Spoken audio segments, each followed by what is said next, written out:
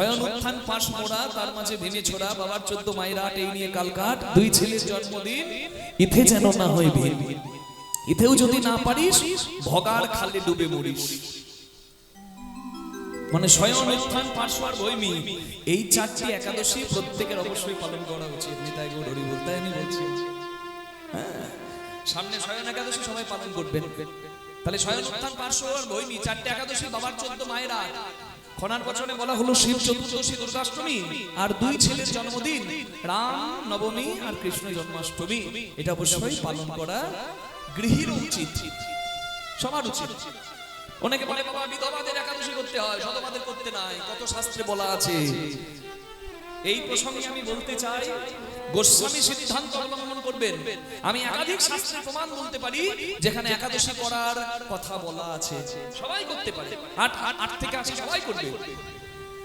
হরি ভক্তি বিলাস গ্রন্থে সুন্দর করে বলা আছে, গোস্বামী সিদ্ধান্ত দেওয়া আছে যে সবাই একাদশী করতে পারে। গর্ভবতী নারী, রোগাগ্রস্ত মানুষ তারাও করতে পারে, তবে ওষুধের জন্য ছাড় দেওয়া আছে। তাই আপনারা ওষুধ নেবেন, কিন্তু একাদশী করলে শরীর খারাপ হবে না, মা শরীর ভালো হবে, একাদশী সবাই করবেন। অটোফেজি নামে একটা টার্মস আছে। 15 দিন পর যখন একদিন উপবাসী বা সাত্বিক আহার আপনি করছেন, তার ফলে পুরনো কোষের মেরামত হচ্ছে, কোষের ডিটক্সিফিকেশন হচ্ছে, অটোফেজি হচ্ছে। এখনকার দিনে ফাস্টিং খুব চালু হয়েছে, দেখবেন রাতের আগে সন্ধ্যের সময় খাবার খেয়ে বলছে বিশ্রাম নাও, আর খেও না মাঝরাতে। এই যে খাবারের একটা ব্যবধান হচ্ছে, এতে শরীরের খারাপ হয় না, শরীরের কল্যাণ হয়। তাই একাদশী আপনারা অবশ্যই করতে পারেন। হ্যাঁ, এই যে যন্ত্রটা চলছে, আমি খাচ্ছি আর এই পরিপাক যন্ত্র চলছে, বিশ্রাম দরকার নাই? তাই সবার বিশ্রামের দরকার আছে, সবার বিশ্রামের দরকার আছে। Everyone needs rest. এই যন্ত্রটাকে যদি আপনি 15 দিন পর একদিন সাত্বিক আহার বা নির্জলা ভাবে থেকে রেস্ট দেন, তাহলে এটা রিপেয়ার হবে, আপনার ফাংশন আরো সুন্দর চলবে। প্রেম সে বলুন রাধা রানী কি। এই জন্য একাদশী করার দরকার আছে। স্বয়ং একাদশী যে করবেন, স্বয়ং একাদশীর মাহাত্ম্যটা কি প্রথমে এই মাহাত্ম্যটা বলে দিই, তারপরে দিনটা বলে দিচ্ছি। আর আপনারা যে শুনলেন আপনাদের লাভটা কি সেটাও বলে দিচ্ছি, কারণ লাভ না দেখলে তো গলির মানুষ থাকে না বাবা। তাই কীর্তনের মাঝে বলিনি, দেখলাম শেষ পর্যন্ত বসে কীর্তন শোনার কার আগ্রহ, তারপরেই কিন্তু আমি এটা বলতে শুরু করলাম। এটা সবার জন্য নয়, যাদের ধৈর্য আছে, সংযম আছে, যাদের সাত্বিক ভাব জেগেছে, তাদের জন্য এটা। এই জন্য শেষে বলছি, স্বয়ং একাদশীর মাহাত্ম্য হলো, সূর্য বংশের রাজা মান্ধাতা, তিনি প্রজাবৎসল, নিষ্ঠাবান, ধর্মপ্রাণ, কিন্তু তার একটা দুঃখ জীবনে এলো কি, পরপর 3 বছর তার রাজ্যে খরা দেখা গেল, এক ফোঁটা জল নাই। এখনকার দিনে তো ক্যানেল, এখনকার দিনের মতো ক্যানেল নাই, সাবমার্সেল পাম্প নাই যে চাষ হবে, বৃষ্টির জলের ভরসা। আমার দলে যারা কীর্তন করছে এখন এমন এমন জায়গায় তাদের বাড়ি, ঝাড়খণ্ডে, ওই দূর দূরান্তে, আমার থেকে অনেক দূরে দূরে বাড়ি সবার। তা তাদের এখনো বৃষ্টির জলের অপেক্ষা করতে হয় চাষের জন্য। যে বছর বৃষ্টির জল ঠিকঠাক আসে না, সে বছর তাদের খরা হয়ে যায়। তা দেখুন, রাজা মান্ধাতা খুব নাম করা, বলে না কোথায় কোথায় বাবা কবেকার শাড়ি গো, কোন মান্ধাতার যুগের শাড়ি পরেছিস, সেই মান্ধাতা, বহু পুরানো রাজা, সূর্য বংশের রাজা মান্ধাতা, খুব গুণের অধিকারী, নিষ্ঠাবান, প্রজাবৎসল, কিন্তু সেই মান্ধাতার রাজ্যে 3 বছর পর পর খরা দেখা গেল, এক ফোঁটা জল এলো না। অন্নগত প্রাণ সবার, অন্ন হচ্ছে না। তাই প্রজারা চঞ্চল হয়ে রাজার কাছে এসেছে, কাঁদছে। রাজা মান্ধাতা অনুভব করতে পারলো যে আমি রাজ্য রাখতে পারবো না, এর একটা বিহিত করতেই হবে। রাজা মান্ধাতা গেল ব্রহ্মার পুত্র অঙ্গিরা মুনির কাছে। অঙ্গিরা মুনির কাছে গিয়ে সমস্ত কথা সমস্ত বৃত্তান্ত খুলে বলল। অঙ্গিরা মুনি বলে, যে রাজ্যে অপরাধ হয় সেই রাজ্যের কল্যাণ হবে কি করে রাজা? ঘোর অপরাধ হচ্ছে আপনার রাজ্যে, আপনি দেখেও অন্ধ সাজলে এর ফল তো প্রজারাই পাবে। চমকে গেছে মান্ধাতা, কি অন্যায় হচ্ছে আমার রাজ্যে? বলে, এটা সত্য যুগ, এই যুগে একটা শূদ্রের অধিকার নাই তপস্যা করার যোগ্য করা। চারি যুগে অধিকার পেয়েছে চারি সম্প্রদায়, খুব মন দিয়ে শুনবেন। সত্য যুগে তপস্যা যজ্ঞাদি করার অধিকার ছিল একমাত্র ব্রাহ্মণের। ত্রেতা যুগে ব্রাহ্মণের সঙ্গে অধিকার পেল ক্ষত্রিয়, তাই ক্ষত্রিয় কুলে জন্মে রামচন্দ্র অশ্বমেধ যজ্ঞ করল। দাপর যুগে ব্রাহ্মণ ক্ষত্রিয় বৈশ্য তারা অধিকার পেল। আর একমাত্র কলিযুগ, যে যুগকে শাস্ত্র বলেছে প্রণাম করো, কেন? এই যুগে সবাই অধিকার পেল।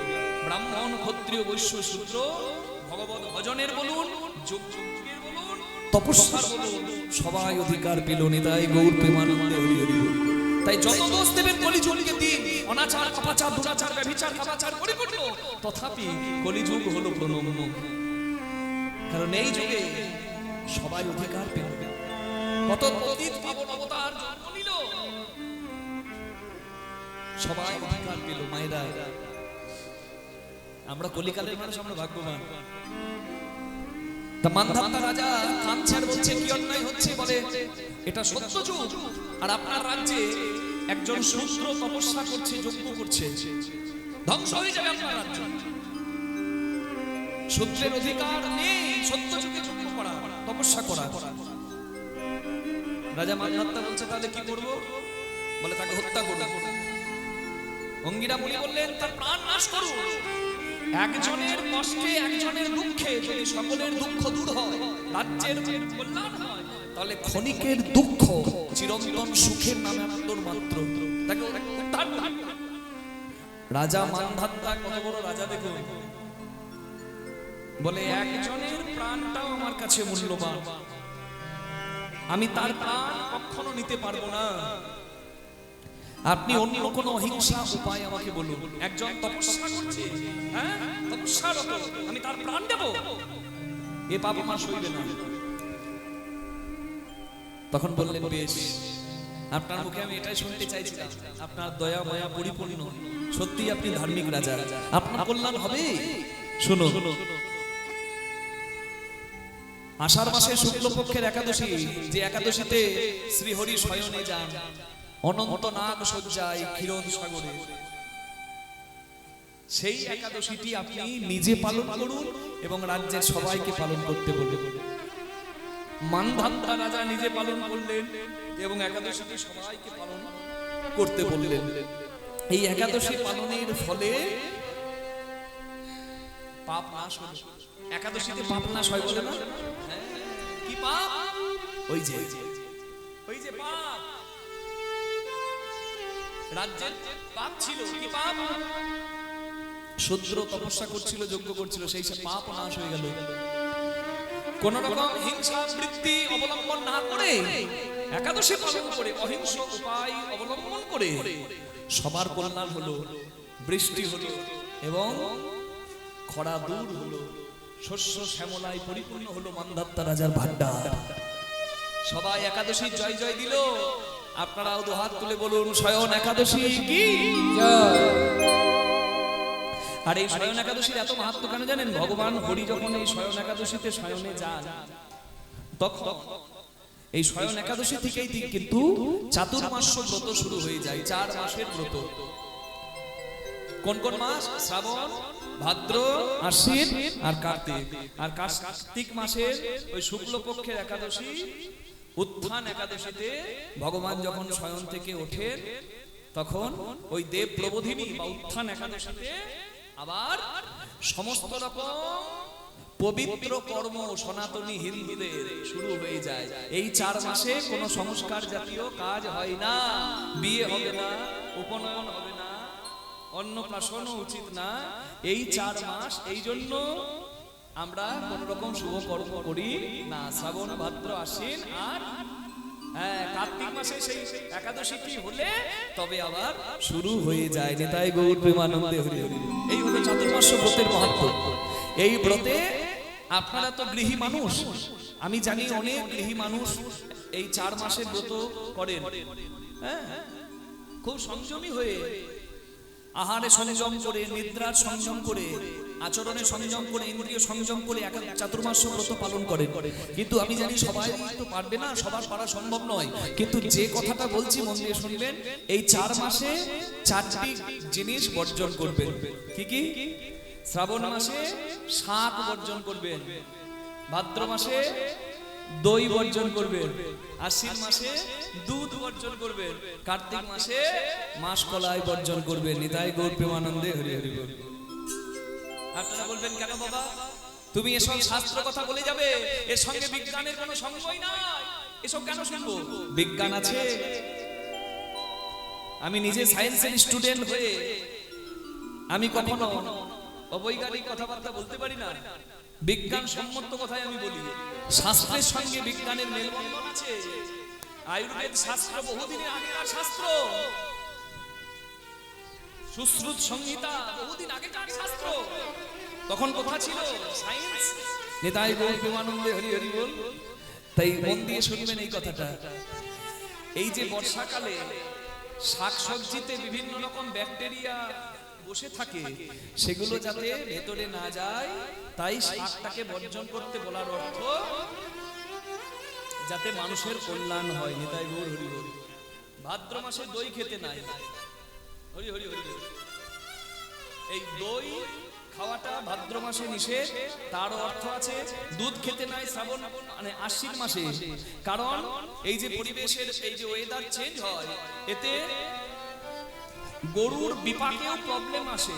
সেই সময়কার দুধ খুব একটা ভালো হয় না, তাই দুধটা বর্জন করতে বলা হয় শাস্ত্রগত কারণেই। আর কার্তিক মাসে মাসকলাই বর্জন করতে হয় কেন? কার্তিক মাসটা হলো পুরুষোত্তম মানে দামোদর মাস। সেই মাসে প্রোটিন জাতীয় খাবার, বেশি হাই প্রোটিন জাতীয় খাবার গ্রহণ করলে ইন্দ্রিয় সংযম রাখা মুশকিল হয়, সংযমে অসুবিধা হয়। বোঝা গেল? হাই প্রোটিন যখন কেউ গ্রহণ করবে তখন প্রোটিনের দরকার, কিন্তু হাই প্রোটিন কলাই জাতীয় দ্রব্যে হাই প্রোটিন থাকে। অর্থাৎ কোন রকম আমিষ জাতীয় দ্রব্য বা হাই প্রোটিন জাতীয় দ্রব্য গ্রহণ করলে ওই মাসটা যে সংযমের মাস, নিয়ম সেবার মাস, বিছানায় শুতে পারবো না, মাটিতে শয়ন করতে হবে, যারা করেন তাদের জন্য এই নিয়মগুলো আছে। ফলাহার করতে হয়, সাত্বিক আহার করতে হয়, ইন্দ্রিয় সংযম রাখতে হয়, সংযম করতে নাই, অনেক কিছু নিয়ম আছে। এগুলি তখনই সম্ভব হবে যখন আপনার মধ্যে সংযম থাকবে। এই জন্য হাই প্রোটিন জাতীয় খাবার খেতে নিষেধ করা হয়। প্রেম সে বলুন রাধা রানী কি, শ্যাম সুন্দর কি। তাহলে বোঝা গেল আমাদের শাস্ত্র কম বড় বিজ্ঞান নয়। তাহলে শয়ন একাদশী লাগছে কবে? 24শে জুলাই সকাল 9:12 লাগবে। 25শে জুলাই সকাল মানে বেলা 11:34 ছাড়বে। তাহলে পালন করব কবে? স্নাত মত এবং বৈষ্ণব মত বা গোস্বামী সিদ্ধান্তে এবছর একই দিনে পড়েছে।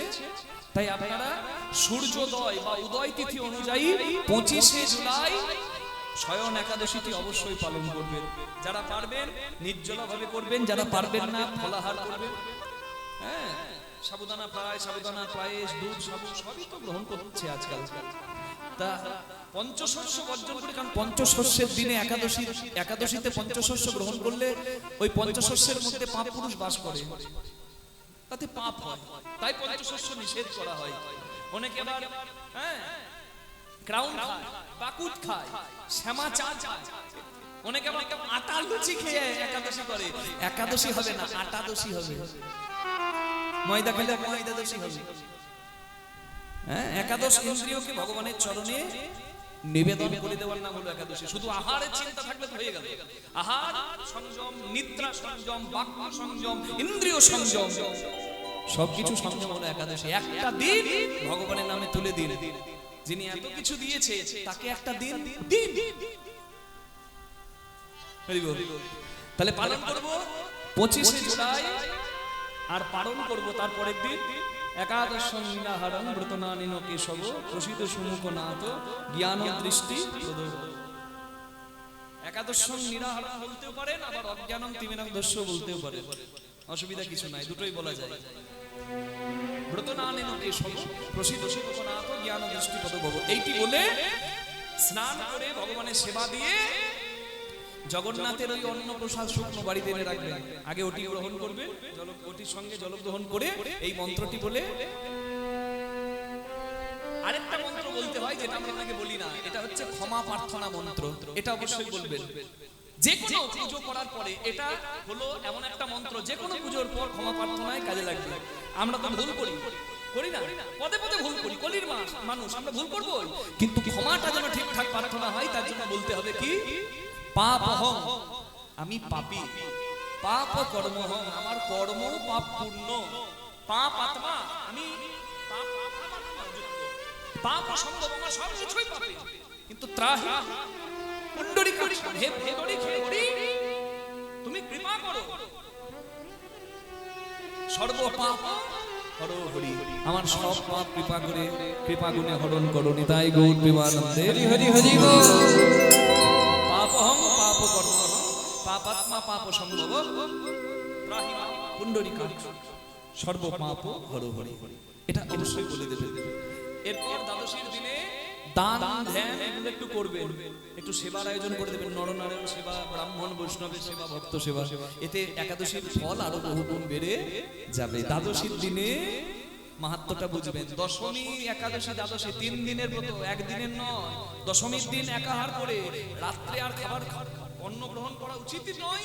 সেবা গ্রহণ না করতে পারলে বড় ভালো হয়। আগের দিন সমস্ত কিছু মানে যেটা একাদশীর দিন করা যাবে না সেটা আগের দিন করে নেবেন, তারপর একাদশীর দিন পালন করবেন। দ্বাদশীর দিনে দান ধ্যান সেবা পূজা করবেন, এতে বহুগুণ একাদশীর ফল বেশি পাবেন। একাদশীর পালনের টাইমটা বলে দিই, 25শে জুলাই পালন করবেন। পরের দিন সূর্যোদয়ের পর আপনি প্রসাদ গ্রহণ করে একাদশী পালন করতে পারেন, বোঝা গেল? আর যদি পারফেক্ট টাইম চান তাহলে বলবো ভোর 5টা 39 থেকে 8টা 22, সকাল 8টা 22-এর মধ্যে প্রসাদ গ্রহণ করে একাদশীর পালন করবেন। বলুন কৃষ্ণ ভগবান কি, স্বয়ং একাদশী কি। সবাই বুঝতে পারলেন? এই একাদশীটা পালন করবেন, এই প্রার্থনা জানিয়ে আজকে বিদায় নিচ্ছি। হ্যাঁ,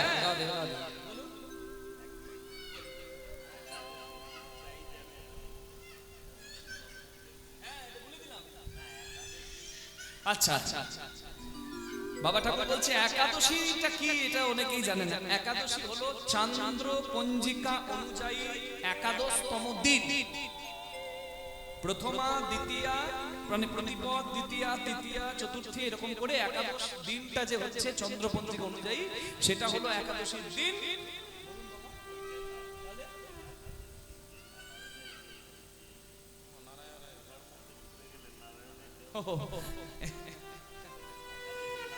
উৎপন্ন একাদশীতে একাদশীর জন্ম হয়েছিল। একাদশী অর্থাৎ ভগবান মূর নামে দৈত্যের সঙ্গে যুদ্ধ করতে করতে ক্লান্ত হয়ে গুহার মধ্যে বিশ্রাম নিচ্ছিল। এই সময় মূর দৈত্য ভগবানকে আক্রমণ করার জন্য গুহার ভেতর ঢুকে যায়। ভগবানের শয়নরত থাকা অবস্থায় ভগবানের ভেতর থেকে এক জ্যোতি বের হয়, সে মূর নামে দৈত্যকে নাশ করে। ভগবান ঘুম থেকে উঠলে সেই জ্যোতির্ময়ী দেবীকে বলে, তুমি কে? বলে, আমি আপনার অঙ্গ থেকে জন্ম নিয়েছি। বলে, বেশ, তোমার বাস থাকবে একাদশীর মধ্যে। যে একাদশীর দিন নিষ্ঠার সঙ্গে হরি ভজনা করবে, সংযমী হয়ে যে একাদশীকে পালন করবে, হরি বল, তার পাপ নাশ হবে, তার পরম পুণ্য লাভ হবে, আর অন্তিমে আমার বৈকুণ্ঠ লাভ হবে। নিতাই গৌর প্রেমানন্দে হরি হরি হরি। আমি যেদিকে তাকাই সেদিকে গৌরাঙ্গ দেখি, জলে দেখি, স্থলে দেখি। এই গৌরাঙ্গ রূপ লাবণ্য দর্শন করলে কি হতে পারে তা খুব সুন্দর একটি দৃষ্টান্ত আছে। চৈতন্য মহাপ্রভুর একজন প্রিয় পার্ষদ হলেন যাদবাচার্য মিশ্র। যাদবাচার্য মিশ্র মহাপ্রভুর সঙ্গে কীর্তন করতেন, নগরে পরিভ্রমণ করতেন, আর কীর্তন শেষে নিজের বাড়িতে এসে সারা রজনী সারা রাত্রি যতক্ষণ না নিদ্রা আসত নিজের স্ত্রীকে গৌরাঙ্গের কোন কথা কীর্তন করতেন।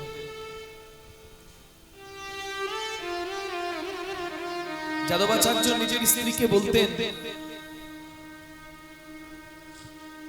ওগো প্রিয়া, এই জগতে সুন্দর অনেকে, কিন্তু আমার গৌর সুন্দরের সঙ্গে কারোর তুলনা হয় না। তুমি যদি একবার গৌরাঙ্গ দেখতে, তুমি যদি আমার গৌর সুন্দরকে দেখতে, তাহলে বুঝতে সুন্দর কাকে বলে। মায়েরা, কখনো কোনো স্বামী তার স্ত্রীকে বলবে যে তুমি আমাকে কি দেখে বিয়ে করেছো গো? তুমি যদি ওকে দেখতে চোখ সরাতে পারতে না, কেউ বলবে? নাকি কোনো স্বামী নিজের স্ত্রীকে বলতে পারে, নাকি কোনো স্ত্রী নিজের স্বামীকে বলতে পারে? সবকিছুর ভাগ সবাইকে দেওয়া যায়, কিন্তু স্বামী স্ত্রীর ভাগ কাউকে দেওয়া যায় না, যায় কি? স্ত্রী স্বামীর ভাগ দিতে পারবে না, স্বামী স্ত্রীর ভাগ দিতে পারবে না। এটা হলো সংসারের নিয়ম। বড় পুরুষের নাম স্ত্রীর মুখে শুনলে স্বামীর কান্তাদাহ হবে, জ্বলে যাবে গা। এটাই তো উচিত। আবার বড় স্ত্রীর নাম স্বামীর মুখে শুনলে স্ত্রীর কান্তাদাহ হবে, স্ত্রীর গা জ্বলে যাবে। কিন্তু চিন্তা করো, যাদবাচার্য মিশ্র মহাপ্রভুর সঙ্গে কীর্তন করেন,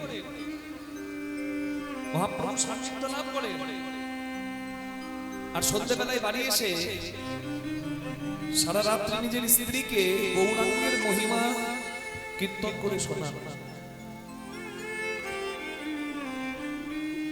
গৌর কথা বলতে বলতে তার চোখ থেকে জল পড়ে অনর্গল। বর্ণনা দেয় যে আকাশের চাঁদের থেকে বহু সুন্দর আমার গৌর চাঁদ। কামদেবের নাকি খুব ভালো রূপ, কামদেব নাকি খুব রূপবান, কিন্তু কামদেবের লজ্জা লাগে আমার গৌরাঙ্গের সান্নিধ্য লাভ করতে। কোটি কামদেব মুছা যায় গৌরাঙ্গের রূপে নয়ন দিয়ে। তুমি যদি আমার গৌর সুন্দরকে একবার দেখতে, তাহলে বুঝতে আমি মিথ্যা বলি না। স্বামীর মুখে গৌরাঙ্গের মহিমা কীর্তন শুনে স্ত্রীরও স্বাদ জাগলো গৌর দর্শনে। বলে, যার কথা তুমি মুখে এত বলো, তাকে আমি কোনোদিন দেখতে পাবো না গো। বলে, তোমার বাসনা যদি শুদ্ধ হয়, তোমার মনে যদি পাপ না থাকে, কারণ সবাইকে ছলনা করা যায়, তার কাছে ছলনা করা বড় দায়। কে ডাকে গলির মনে, কে ডাকে ঘরের মনে, কে ডাকে চোখের জলে, মনে মনে আমার গৌর হরি সব জানে। জগতের কত পতিত কৃপা পেল, যাদেরকে কেউ কোল দেয়নি, আমার গৌর এগিয়ে গিয়ে তাদের কোল দিল।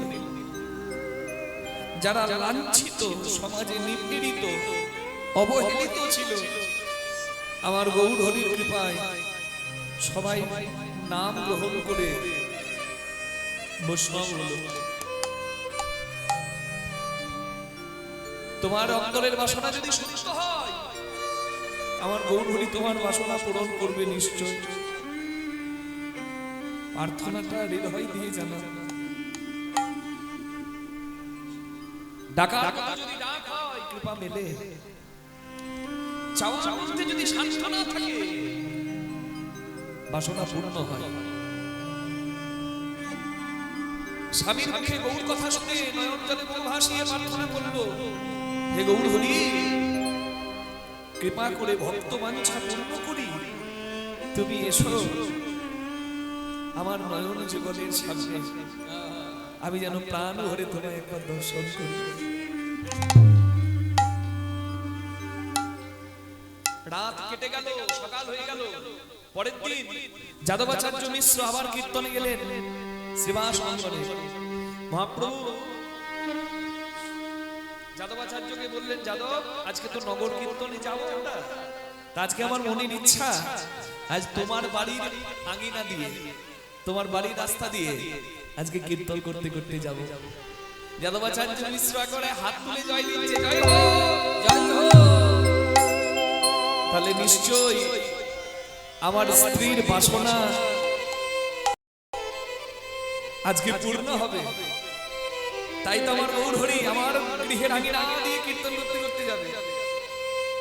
মহাপ্রভু চলেছেন কীর্তন করতে করতে, হরে কৃষ্ণ কৃষ্ণ কৃষ্ণ হরে হরে, হরে রাম রাম রাম হরে হরে, হরে কৃষ্ণ কৃষ্ণ কৃষ্ণ হরে হরে, হরে রাম রাম রাম হরে হরে, হরে কৃষ্ণ কৃষ্ণ কৃষ্ণ হরে হরে, হরে রাম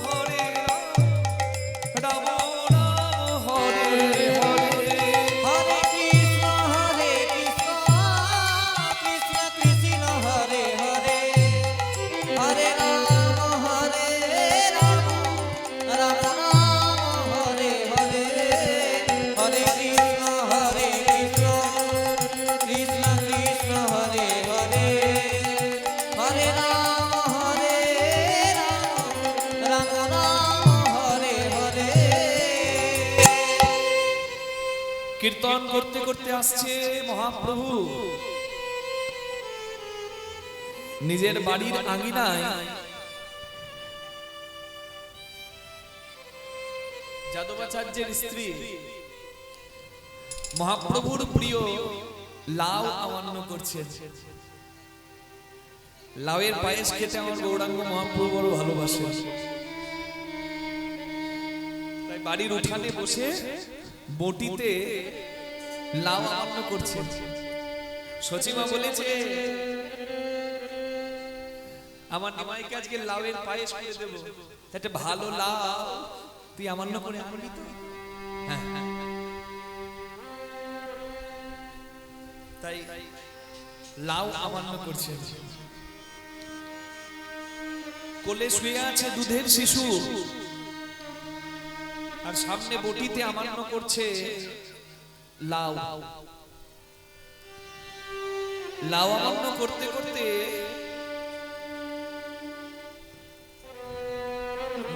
চোখ গেল ওই সংকীর্তনে। সংকীর্তন মণ্ডলী আসছে বাড়ির আঙিনার কাছে।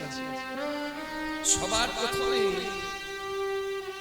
আজান উলম্বিত ভুজধারী পতিত পাবন গৌরহরির রূপ দর্শন করি মা বাহ্যিক স্মৃতি শূন্য ভুলে গেল তার পরিচয়, ভুলে গেল তার সত্তা। ওই রূপে নয়ন দিয়ে তার জীবন ধন্য হয়ে গেল। আর এতটাই রূপে মুগ্ধ হলো, এতটাই রূপে পাগল হলো, এমন বাহ্যিক স্মৃতি শূন্য হলো যে কিং কর্তব্য বিমূঢ় হয়ে কি করতে বসেছিল সেটাই ভুলে গেল।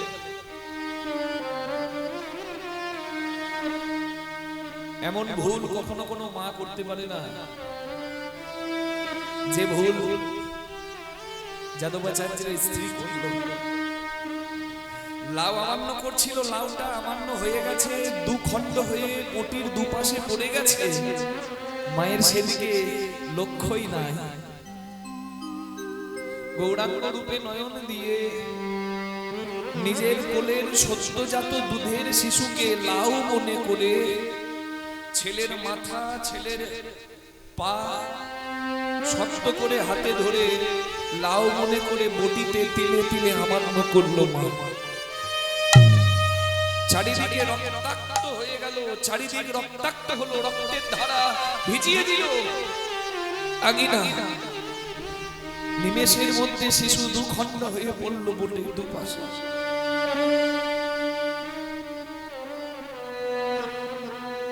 মায়ের তখনও চৈতন্যই হয়নি, তার সব চৈতন্য যেন চৈতন্য কেড়ে নিয়ে গেছে।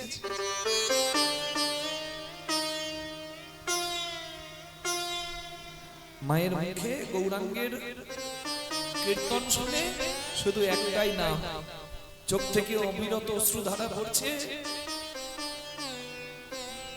আর মুখে নাম গাইছে, হরে কৃষ্ণ হরে কৃষ্ণ কৃষ্ণ কৃষ্ণ হরে হরে, হরে রাম হরে রাম রাম রাম হরে হরে।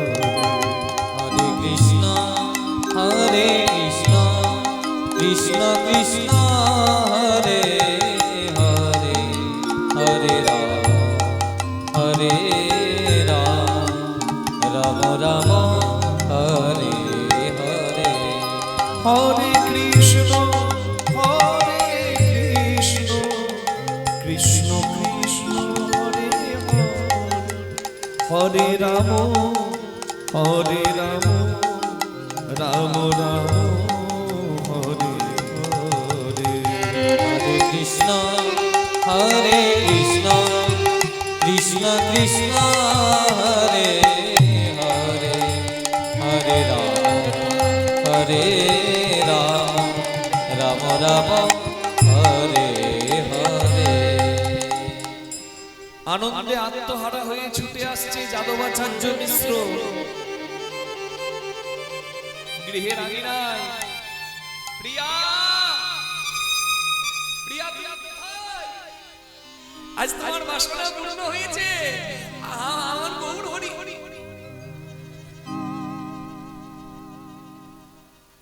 প্রিয়া প্রিয়া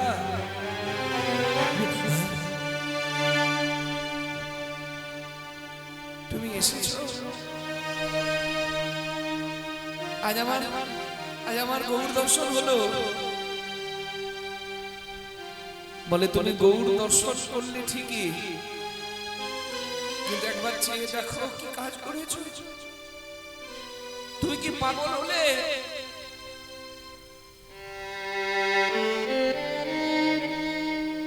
রক্ত ধারা দেখে মা চৈতন্য ফিরে পেল। নিজের হাতে সন্তানকে লাউ মনে করে বটিতে আমান্য করেছে মা। মুখে আর মায়ের কোনো কথা না, গড়গড় করে অশ্রুধারা বইতে লাগলো। আর স্বামীর কাছে হাত জোড় করে বলছে, স্বামী তুমি বলেছিলে সে ভাগ্যবান ভাগ্যবতী হয় যে গৌর দর্শন পায়,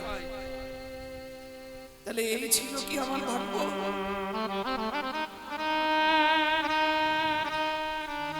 ছুটে গেল মা আঙিনা থেকে গৌর চরণে, ও গৌর হরি গৌরা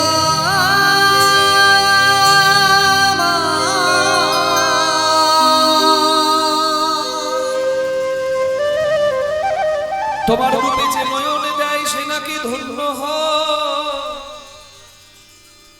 তোমার রূপে নয়নে দিয়ে যদি আমার সব যাবে আমি আগে জানতাম। আমি জানলে নয়ন দিতাম না হে। ওহে গৌর তাই গৌর হরি গৌরে জানিলে নয়ন আমি দিতাম না হে। গৌর হে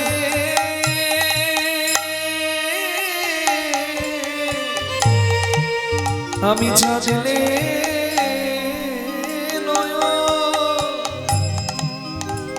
নয়নে দিতাম না হে। আমি জানিলে নয়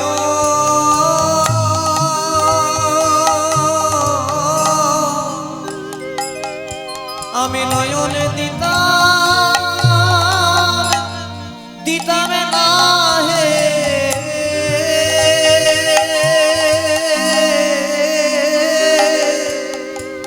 ওই রূপ হেরি আমার এমন হবে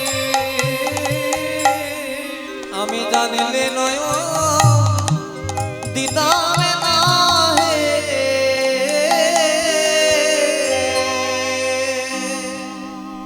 যাদবাচার্যের স্ত্রী কান্নায় ভেঙে পড়ল গৌর হরির চরণে। আর কৃপাময় শ্রী গৌর হরি চাইল মায়ের দিকে কৃপার নয়নে। নিতাই গৌরের কৃপায় দুখণ্ড হয়ে যাওয়া শিশু আবার জোড়া লেগে প্রাণ ফিরে পায়। নিতাই গৌর হরি হরি হরি। মহাপ্রভুর কৃপায় যাদবাচার্যের পুত্র প্রাণ পেল, তাই সেই সন্তানের নাম গৌরাঙ্গ মহাপ্রভু নিজেই রাখলো। কৃপা পেয়ে প্রাণ পেল, তাই নাম হলো যাদবাচার্যের পুত্র গৌর হরির কৃপা ধন্য কৃপাচার্য মিশ্র। নিতাই গৌর প্রেমানন্দে হরি হরি।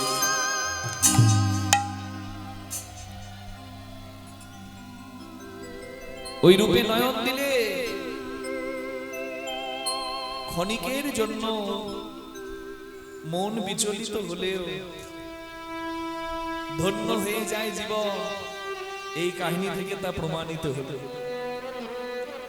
তাই গঙ্গায় জল আনতে গিয়ে, সুরধ্বনিতে জল আনতে গিয়ে গৌরাঙ্গ রূপে নয়ন দিয়ে ফিরে এসে এক নদিয়া নাগরী আরেক নদিয়া নাগরীকে বলছে, কাঞ্চনা, নারীর রূপে পুরুষ মুগ্ধ হয়, পুরুষের রূপে নারী মুগ্ধ হয়, কিন্তু আমি এমন এক পুরুষ দেখলাম যার রূপে জগতে কত পুরুষ পাগল, এমনকি পশু পাখি কীট পতঙ্গ তারাও পাগল। গাছের পাখি দোলায় গড়াগড়ি খায়, ওই রূপের বলিহারি যায়। গঙ্গার তীরের ধেনুগুলো ঘাস খাচ্ছিল, ঘাস খাওয়া ভুলে গিয়ে তারাও তার মুখের মধুমাখা কীর্তন শুনে হাম্মা হাম্মা রবে তার সঙ্গে সঙ্গ। আমি জানতাম না কারো রূপের এত মহিমা হতে পারে। আহা না জানি কি আমার গোড়া রূপ অমিও মাথা সজনী রে, না জানে কি আমার গোরা রূপ, না জানে কি গোরা রূপ অমিও পাথার রে।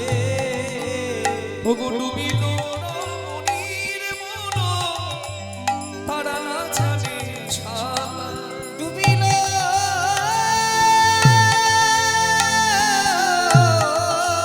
ডুবিল রমণীর মন, না জানে সালা। আমি জানতাম না, আমি জানতাম না রে, সখী আমি জানতাম, আমি জানতাম না রে, ওই রূপে হেরি আমার এমন আমি হবে, জানতাম না রে, রূপে আমার এমন ওই হবে, সোনার মনন গৌর রূপ। রূপে আমার এমন হবে, রূপে আমার এমন হবে, রূপে আমার এমন হবে, রূপে আমার এমন হবে, রূপে আমার এমন হবে, রূপে আমার এমন হবে। আমি জানতাম না রে, আহা ডুবিল রমণীর মন, না জানে সাদা, না জানে সাদা। পদকর্তা কলম দিলেন, আহা বাসুদেব ঘোষ কহে গোড়া রূপ অনুরাগে, বাসুদেব ঘোষে কহে রূপ অনুরাগে, সোনার বরণ গোড়া রূপ হিয়ার মাঝে জাগে, সোনার বরণ গোরা রূপ হিয়ার মাঝে জাগে, ভবে তারাই ধন্য, হবে তারাই ধন্য, ভবে তারাই ধন্য, তারাই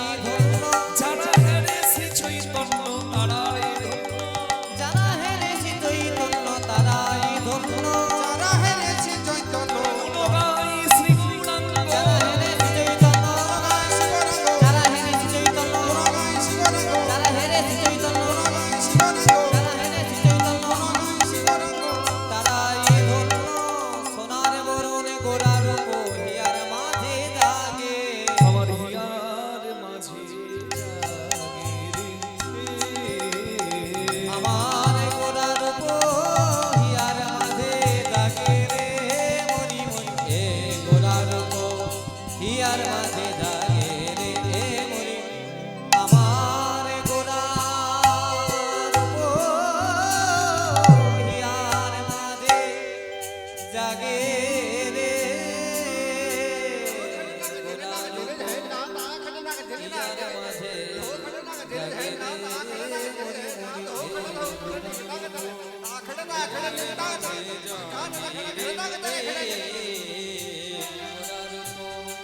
ইয়ার মাঝে জাগে ইয়ার মাঝে জাগে রে মরি মরি ইয়ার মাঝে জাগে রে আহা মরি মরি জাগে রে মরি মরি ইয়ার মাঝে জাগে রে আমার গোলাপ গো ইয়ার মাঝে জাগে রে হে গোলাপ গো ইয়ার মাঝে জাগে রে হে মরি মরি হে গোলাপ গো ইয়ার মাঝে জাগে রে আহা মরি মরি হে গোলাপ গো ইয়ার মাঝে জাগে রে হে গোলাপ গো ইয়ার মাঝে জাগে রে আহা মরি মরি হে গোলাপ গো ইয়ার মাঝে জাগে রে হে গোলাপ গো ইয়ার মাঝে জাগে রে আহা মরি মরি আমার গোলার ইয়ার মাঝে জাগে রে হে গোলার ইয়ার মাঝে জাগে রে মরি মরি হে গোলার ইয়ার মাঝে জাগে রে হে মরি মরি হে গোলার মাঝে জাগে রে আহা মরি মরি গোলার ইয়ার মাঝে জাগে রে মরি মরি হে গোলার ইয়ার মাঝে জাগে রে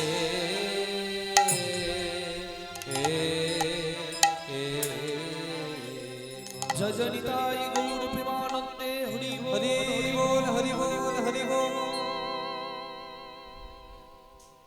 আমরা সাধন করছি বর্তমান পরিবেশিত লীলা ভগবান শ্রীকৃষ্ণের রূপ ও মহিমা। হরি বল।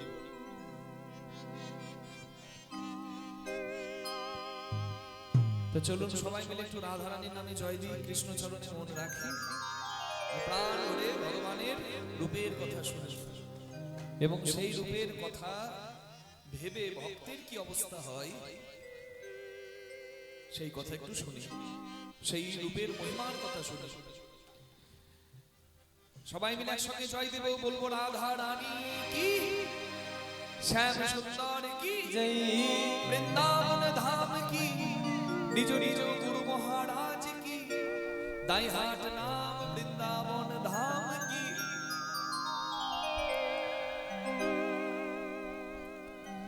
জপ রাধে রাধে রাধে রাধে রাধে রাধে রাধে রাধে জপ রাধে রাধে জপ রাধে রাধে রাধে রাধে জপ রাধে রাধে জপ রাধে রাধে জপ রাধে রাধে রাধে রাধে জপ রাধে রাধে राधा बिन श्याम हमारे, রাধা বিন শ্যাম হমারে राधा बिन श्याम हमारे श्याम तो है राधे राधे।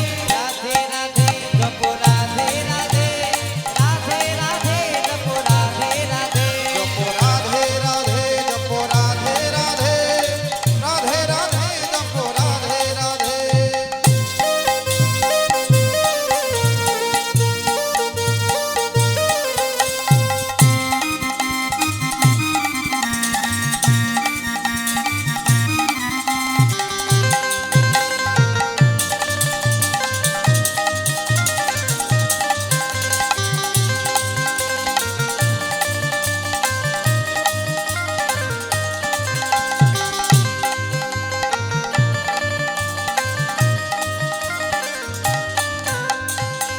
सुंदर छवि मोहन मूड, कान्हा रूप निराला है।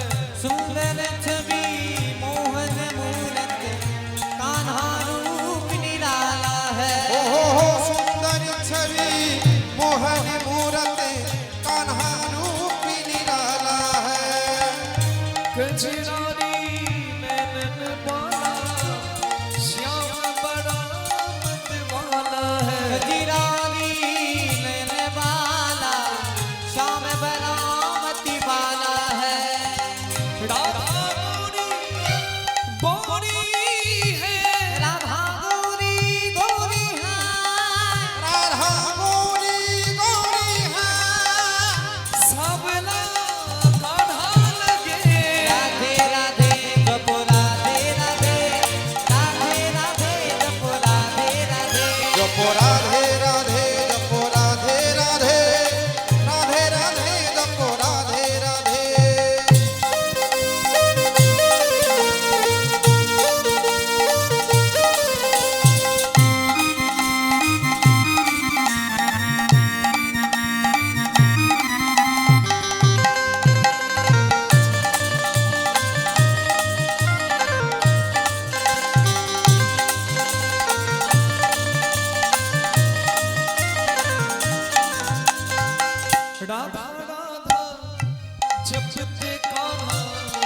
राधे कृष्ण दीवानी है राधा राधा जपते कान्हा राधे कृष्ण दीवानी है हो राधा राधा जपते कान्हा राधे कृष्ण दीवानी है कितनी सुंदर कितनी पावन इनकी प्रेम कहानी है कितनी सुंदर कितनी पावन इनकी प्रेम कहानी है जाते जहां राधा रानी सच कहानी राधा रानी श्याम पीछे पीछे जाते राधे राधे जप राधे राधे राधे राधे जप राधे राधे राधे राधे जप राधे राधे राधे राधे जप राधे राधे বলো রাধে রাধে কে বলে না কি আমি বলছি রাধে রাধে আর পেছন থেকে বলছে কেউ বলে না আপনারা বলছেন রাধে রাধে তবু পেছন থেকে বলছে কেউ বলে না একটু জোরে বলে দেবেন মা যেন সবাই শুনতে পায় হ্যাঁ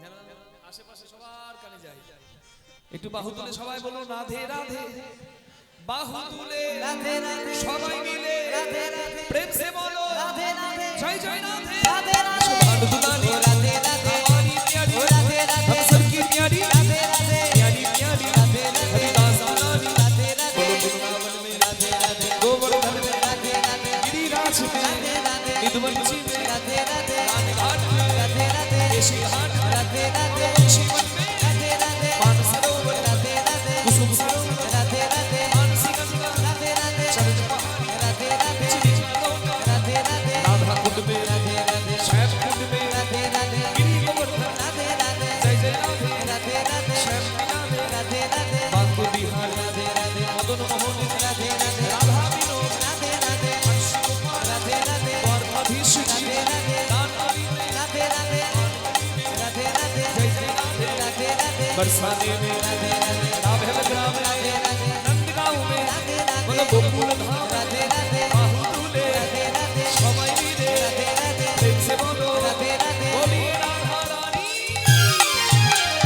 राधे राधे जपो राधे राधे राधे राधे जपो राधे राधे जप राधे राधे जप राधे राधे राधे राधे जप राधे राधे जप राधे राधे जप राधे राधे जप राधे राधे जप राधे राधे সবাই বলো রাধে শ্যাম রাধা রানী কি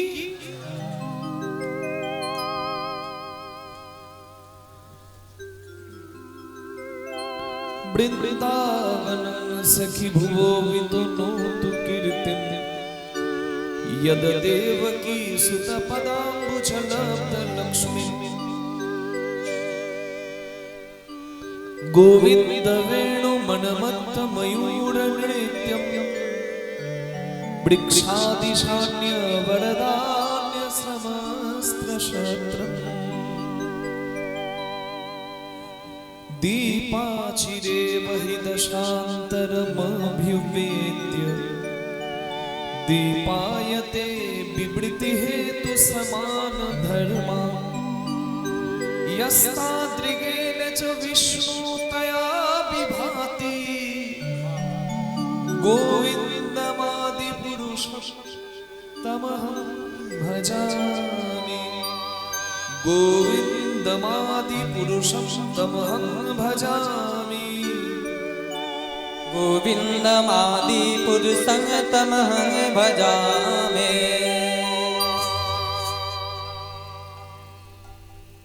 যার চরণ পদ্মরূপী লক্ষ্মী পেয়ে বৃন্দাবন ধন্য হয়েছে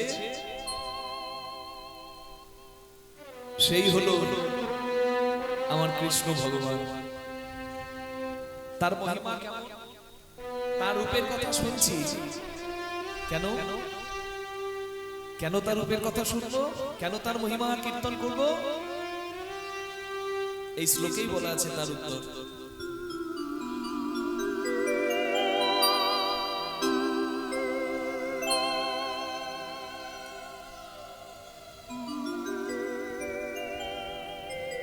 14 বছর পরে রামচন্দ্র অযোধ্যায় ফিরেছে, সেই আনন্দে অযোধ্যাবাসী সারি সারি দ্বীপ জ্বালিয়েছে। এই সারি সারি দ্বীপ বা প্রদীপ জ্বালানো হয়েছিল বলে সেই উৎসবটির নাম শুরু হয়েছে দ্বীপযুক্ত আবলি দীপাবলি উৎসব নামে। তা ওই দীপাবলিতে মানে কালী পুজোর সময় আমরা প্রদীপ জ্বালাই, মোমবাতি জ্বালাই। কি মায়েরা জ্বালান তো? বাড়ির ছাদে, মন্দিরে, তুলসী তলায়। তাই প্রদীপ জ্বালানো বা মোমবাতি জ্বালানোর নিয়মটা কি? প্রথমে একটি মোমবাতি বা একটি প্রদীপ জ্বালিয়ে নিয়ে সেই প্রদীপ বা মোমবাতির আলোতে বাকি প্রদীপ বা মোমবাতি জ্বালাতে হয়। কিছুক্ষণ পর দেখবেন প্রত্যেকটা প্রদীপ বা প্রত্যেকটা মোমবাতি দীপ্তিমান, জ্বলজ্বল করছে, সুন্দরভাবে জ্বলছে সারিবদ্ধভাবে। কিন্তু যতই জ্বলুক কেন, প্রত্যেকটা প্রদীপ বা প্রত্যেকটা মোমবাতি কিন্তু ওই প্রথম মোমবাতিটির কাছে ঋণী বা প্রথম প্রদীপটার কাছে ঋণী, তাই তো? দীপাবলিতে প্রত্যেকটা মোমবাতি জ্বলছে, কিন্তু প্রত্যেকটা মোমবাতি কিন্তু ওই প্রথম মোমবাতিটার কাছে ঋণী যে আলো দিয়েছে। হ্যাঁ, ঠিক ঠিক একই কথা বলা হলো শাস্ত্রে। ইয়স্তাদ্রিগেন চ বিষ্ণু তয়া বিভাতি। এই জগতে বিষ্ণুর হলো তেমন মহিমা। এই জগতে যত দেব দেবী আছে নিজ নিজ মাহাত্ম্যে পূজিত বা পূজিতা, কিন্তু যাহার ভগবত্তা হইতে অন্যের ভগবত্তা স্বয়ং ভগবান অর্থে তাহাতেই সত্তা নেতাই গৌর প্রেমানন্দে হরি হরি। গোবিন্দমাদি পুরুষং তমহং ভজামি।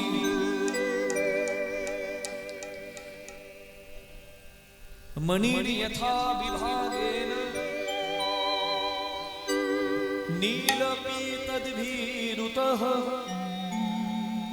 রূপভেদাম অবাপ্নতি ধ্যানভেদা তথা বিভু। এটি রূপ গোস্বামীর খুব সুন্দর লেখা একটি কথা। কষ্টিক পাথরের নিজের কোনো রং হয় না, হয় কি বর্ণহীন। কষ্টিক পাথরকে যে পাত্রে রাখবো সেই পাত্রের আকার ধারণ করবে। ঠিক যেমন জল, লাল মগে রাখলে লাল রং, নীল মগে রাখলে নীল রং, কাঁসার পাত্রে রাখলে কাঁসার রং। ঠিক তেমনি কষ্টিক মণি নিজের কোনো রং নাই, যে পাত্রে রাখা হয় কষ্টিক মণি সেই পাত্রের রং ধারণ করে। রূপম ভেদাম অবাপ্নতি ধ্যান ভেদা তথা বিভু। বিভু মানে আমার ভগবান। যার ভাবটি যেমন তার কাছে ভগবানের স্বরূপটি তেমন, যার যেমন ভাব তার তেমন লাভ। নেতাই গৌর হরি হরি। যে যেভাবে ধ্যান করে ভগবানের স্বরূপটা তার কাছে ঠিক সেইভাবে প্রকট লাভ করে। গোপী শ্রেষ্ঠা রাধারানীর মুখে কৃষ্ণের রূপের কথা শুনবো, এ কি কম ভাগ্যে? রাধারানীর থেকে আর সুন্দর করে কে বলতে পারে? রাধারানীর থেকে সুন্দর দেখার চোখ আর কার থাকতে পারে? তার মুখে কৃষ্ণ কথা আমরা শুনবো। আমরা সত্যি ভাগ্যবান, ভাগ্যবতী। জয় রাধে। তাহলে ছোট্ট করে বলি ঘটনাটা কি হয়েছে। শুনছে কারা? অনুরাগী সখী বৃন্দ। আর বলছে কে? গোপী শ্রেষ্ঠ আমার রাধারানী। কি কথা হবে? আর কথা না। নাম লীলা গুণাদিনাং উচ্চৈ ভাষা তু কীর্তন। কীর্তন মানে কি? সংসারের কথা। কীর্তন মানে কি? বিভিন্ন শুধু তথ্য কথা না, এগুলো উপলক্ষ, কিন্তু কীর্তনের লক্ষ্য হলো ভগবানের সেবা। নাম লীলা গুণাদিনাং উচ্চৈ ভাষা তু কীর্তন। ভগবানের নাম, ভগবানের গুণগান কীর্তন, ভগবানের নাম, ভগবানের গুণগান বর্ণনা শ্রেষ্ঠ ভাষার নাম হলো কীর্তন। নিতাই গৌর হরি হরি। কিন্তু দুঃখ লাগবে কখন? যখন ভগবানের গুণগান কম আর বাহ্যিক কথা বেশি হয়ে যাবে, তখনই দুঃখ লাগবে। তখন সেটা কীর্তন হবে না, অন্য কিছু হতে পারে। তাই প্রাণ ভরে আজকে আমরা রসশাস্ত্রের শ্রেষ্ঠ অধ্যায় পদাবলী কীর্তন, সেই পদাবলী কীর্তনের বিষয় আস্বাদন করছি। ভগবানের রূপ বর্ণনা। যমুনায় জল আনতে গিয়েছিল রাধারানী। ছোট্ট করে তো বলতেই হবে নাকি, ঘটনাটা তো শুনতে হবে। দেখুন, রাজবাড়ির মেয়ে হোক আর ভিখারি বাড়ির মেয়ে হোক, বিয়ে যখন হবে বাবা, শ্বশুর ঘর মানে জয় রাধে। হরি হরি হরি।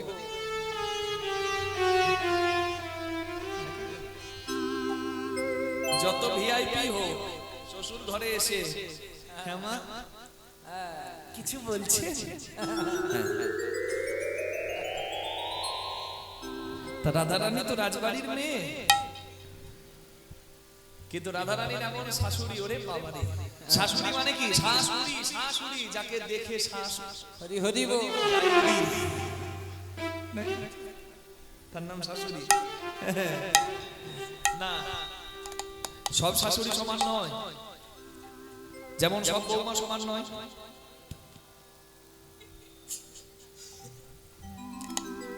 দাঁড়াও, বাকি আছে, হেসো না।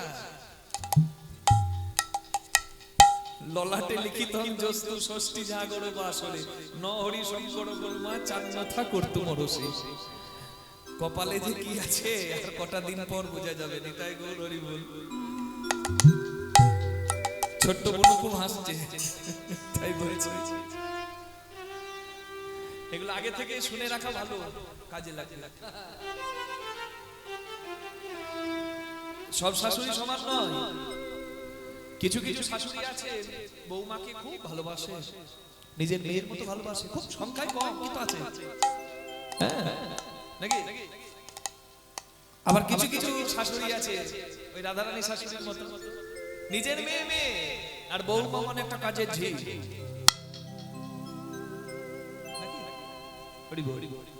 এইরকম আছে। তো যাই হোক, সবাই তো সমান নয়। এই প্রসঙ্গে একটা খুব সুন্দর কথা মনে পড়ে গেল।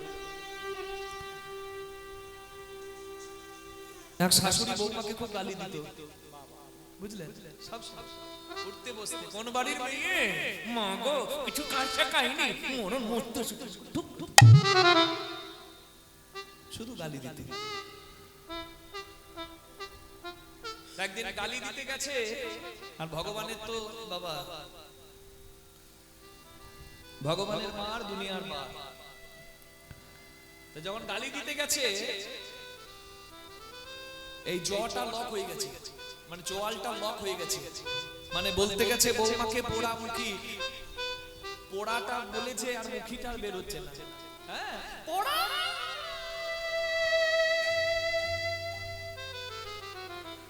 ডাক্তারখানা নিয়ে যাওয়া হয়েছে।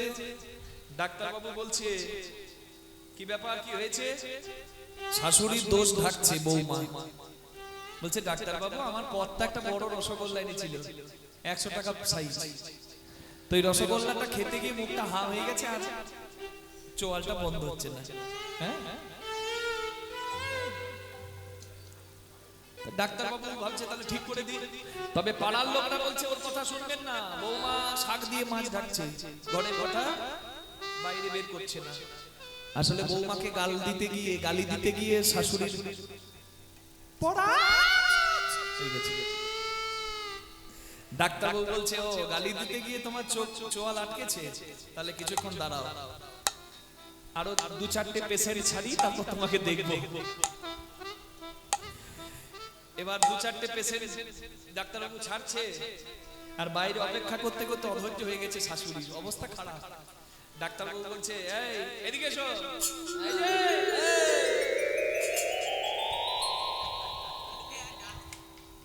এদিকে এসো।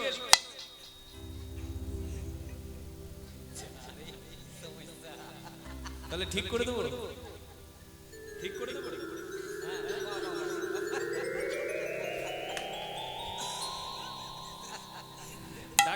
কায়দা জানা আছে, নানা রকম কায়দা করেছে ডাক্তারবাবু চোয়াল ঠিক করার জন্য। আর যখনই চোয়ালটা ঠিক হয়ে গেছে, ইংরেজিতে এই রোগটাকে বলে লক জ, জটা লক হয়ে যায়, চোয়ালটা লক হয়ে যায়। হ্যাঁ, আপনাদের আমাদের যেন কারো না হয়, মা কেমন লাগবে বাবু? তো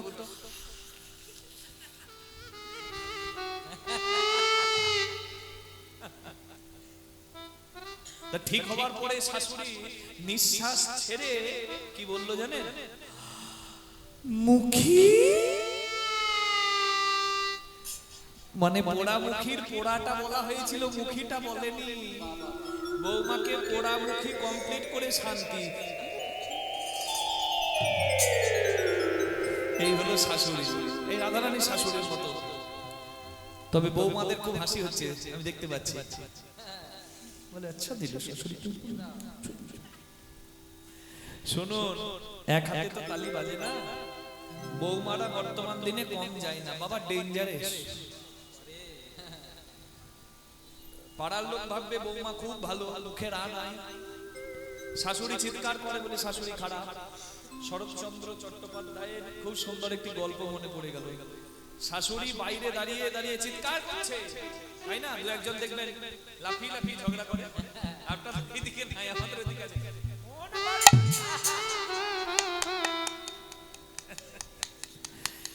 শাশুড়ি চিৎকার করছে বাইরে দাঁড়িয়ে, আর পাড়ার লোক ভাবছে ও বাবারে বুড়ি মরেও না, এ পাড়াটাকে মাথায় তুলে দিল একবারে, কি চিৎকার করে। কিন্তু পাড়ার লোক জানে না শাশুড়ি কি আর সাদে চিৎকার করে। শাশুড়ির জ্বলনটা তোর পাড়ার লোক জানে না। পাড়ার লোক ভাবে বৌমার মুখে রা নাই, বৌমা খুব ভালো। শাশুড়ি চিৎকার করে শাশুড়ি খারাপ। কিন্তু শাশুড়ি কি আর চিৎকার করে সাদে? বৌমা শাশুড়ির সঙ্গে জোরে চিৎকার করে পাড়ার লোকের কাছে খারাপ হবে না। শাশুড়িকে শুধু মুড়ো ঝাঁটাটা দেখিয়ে দিবে। বৌমা যদি মুড়ো ঝাঁটা দেখা, শাশুড়ি চেঁচাবে না, এটাই বল হরি হরি বল। তাহলে এই হলো এখনকার দিনের বৌমাদের নমুনা। হ্যাঁ না, আপনাদের এখানে এমন শাশুড়ি এমন বৌমা নাই। মা না, ওগো আমার লক্ষ্মী, ওগো আমার অন্নপূর্ণা মায়েরা, দু রকমই বলে দিলাম নাকি, বুঝতে পারছেন তো? ওগো আমার অন্নপূর্ণা মায়েরা। আপনাদের এখানে এরকম নাই, কিন্তু রাধারানীর শাশুড়ি ওরকম। রাধারানীকে বলছে বৌমা তুমি বাবার ঘরে রাজার মেয়ে, আমার ঘরে বৌমা, কলসি নাও, যাও যাও যাও যাও। যাচ্ছে রাধারানী তো রাজবাড়ির মেয়ে, সে তো আর ওই প্লাস্টিকের বা অ্যালুমিনিয়ামের কলসি নিয়ে যাবে না, পিতলের কলসি নিয়েও যাবে না। সোনার কলসি নিয়ে রাধারানী যমুনায় জল আনতে গেছে। রাধারানী যমুনায় জল আনতে গিয়ে যমুনার জলের ভেতর কলসিটা ডুবিয়েছে। আর কলসি ডুবিয়ে রাধারানী এদিক ওদিক চাইছে, কারণ তখনকার দিনে সমাজের নিয়ম কানুন ছিল খুব শক্ত। রাধারানী যদি কারোর দিকে নাও তাকায়, কেউ যদি রাধারানীকে লুকিয়ে লুকিয়ে দেখে, তাতেও কলঙ্ক।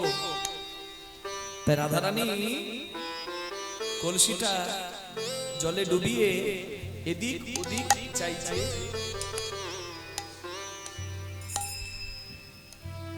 আর এদিক ওদিক চাইতে গিয়ে যখন ওই কদম বৃক্ষের তলায় ভুবন ভোলানো রূপের ডালি নিয়ে দাঁড়িয়ে থাকা কৃষ্ণ রূপ দেখেছে, রাধারানীর বাহ্যিক স্মৃতি শূন্য হয়েছে।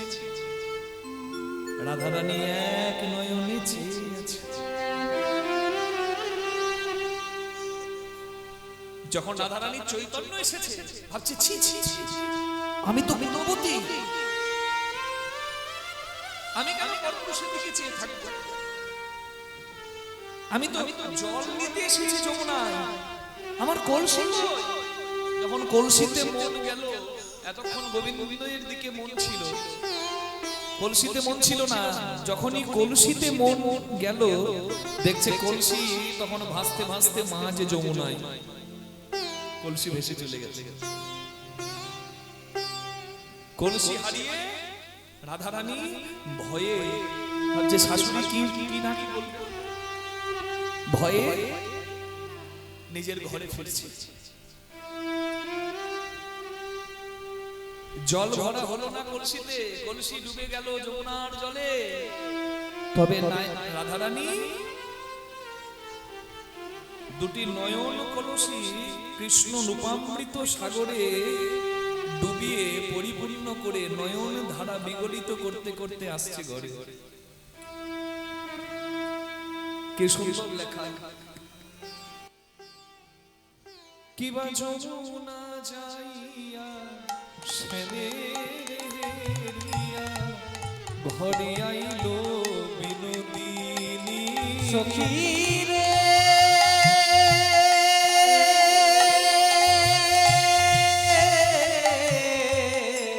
যমুনা যাইয়া সনের হেরিয়া ঘরে আয়লা বিনোদিনী কিবা বিরলে বসিয়া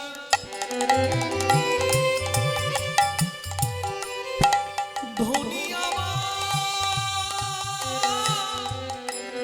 কাঁদিয়া কাঁদিয়া বিরলে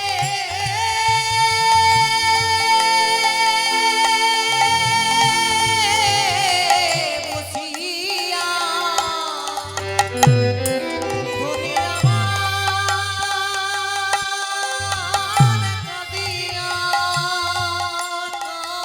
কাঁদিয়া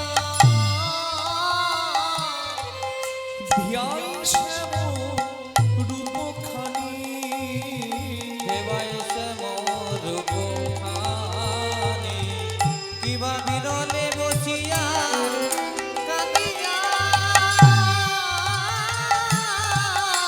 কাঁদিয়া দেবাই মোর গোখানি দেবাই মোর গোখানি বসে বসে ধনী ধ্যান করে বসে বসে ধনীর ধ্যান করে রে বসে বসে ধনী ধ্যান করে রে ওই ধ্যান ধরা যোগীর মতো বসে বসে ধনী ধ্যান করে রে ধ্যান ধরা যোগিনীর মতো বসে বসে ধনী ধ্যান করে রে হেবাই সে মোর খানে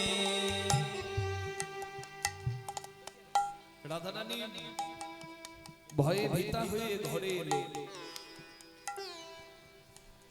আর যেখানে বাঘের ভয় সেখানেই সকাল হয় নাকি? বাবা ঠিক ধরেছে, বাবা ঠিক ধরেছে। কিন্তু মায়ের এমন কীর্তনে ডুবেছে, কীর্তনিয়া যা বলছে গান নাড়াচ্ছে। যেখানে বাঘের ভয় সেখানেই সন্ধ্যা হয়। সোনার কলসি যমুনায় হারিয়ে রাধারানী ভয়ে ভয়ে ঘরে আসছে। আর ব্যাস, শাশুড়ির সঙ্গে দেখা। শাশুড়ি বলছে, সোনার কলসি নিয়ে জল আনতে গেলে কলসি কই? মা মা মা কলসি আমি যমুনায় হারিয়ে এসেছি। কলসি যমুনায় হারিয়ে এসেছি, জানো না? কলসি হারাতে সোনা হারিয়ে এসেছি, সোনা হারাতে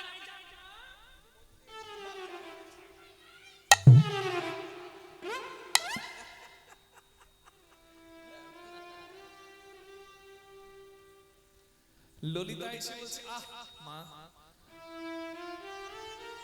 না না,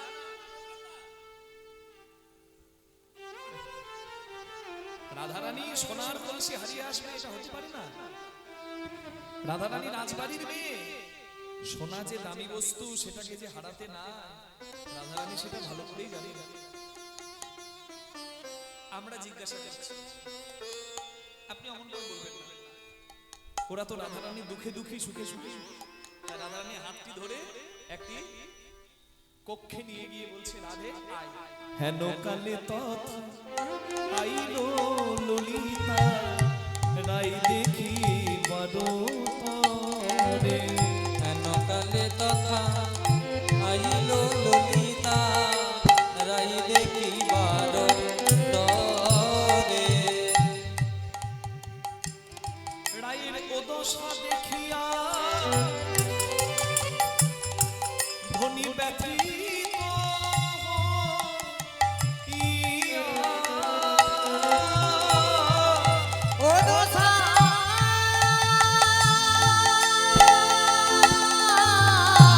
দেখিয়া ব্যথিত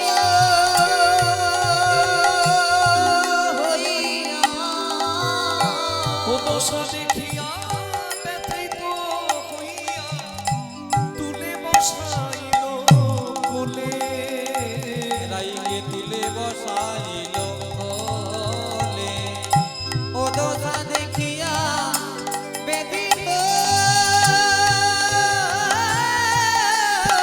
হইয়া তুলে বসাইল কোলে, তুলে বসাইল কোলে। এই এই চোখে জল মোছ, তুই কেন কাঁদবি? হ্যাঁ? ও রাধে কাঁদিস না। ও ধনী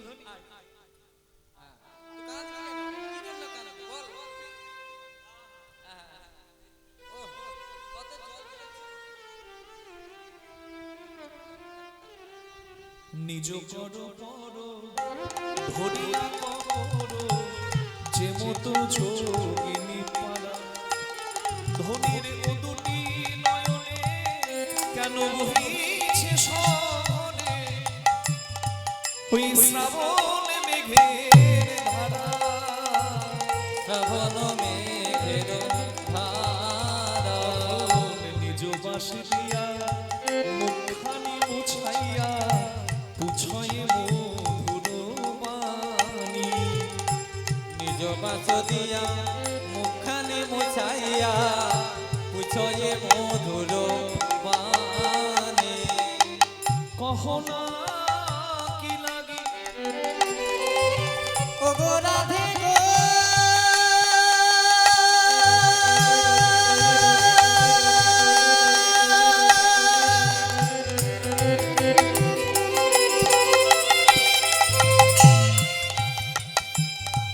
বলে না ধনী তোরে কি মা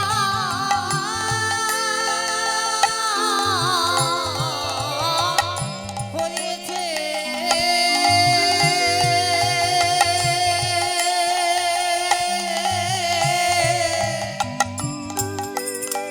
আমাদের কাছে খুলে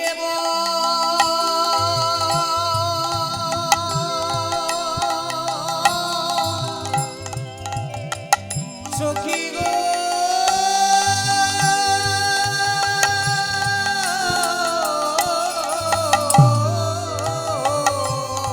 কহনা কি লাগি হয়েছ অমনি। কহনা কি লাগি হয়েছ এমনি। বলো না ধনী, বলো না কি লাগে ধনী। বল বল ব্যাধির কারণ কিরা। বল বল বেদি কারণ কিরায়। তোরে এমন তো কভু দেখি নাই রে। বল বল বেদি কারণ কিরায়। তোরে এমন তো কভু দেখি নাই রায়। বল বল বেদি কারণ কিরায়। কহনা কি লাগি শোনে। রাধে সোনার কলসি যমুনার জলে ফেলে আসার মেয়ে তুই নোস। এটা আমরা ভালো করে জানি। মায়েরা, যারা সোনাকে দামি মনে করে, যারা রত্নকে দামি মনে করে, যারা বিষয়কে এই জগতের সব থেকে দামি মনে করে, আমি তাদের জন্য এই কথাটা বলছি, মন দিয়ে শুনবেন। এই কথাটা শুনলে আপনারা বুঝতে পারবেন জগতে আসলে দামি কি। তাই এদিকে ওদিকে যা হবে হয়ে যায়, সব কাজই চলবে, কিন্তু মনটা কীর্তনে রাখবেন, ভগবানের চরণে রাখবেন। আমি যে কথা বলছিলাম সে কথা প্রাণ করে শুনুন। জগতে দামি কি?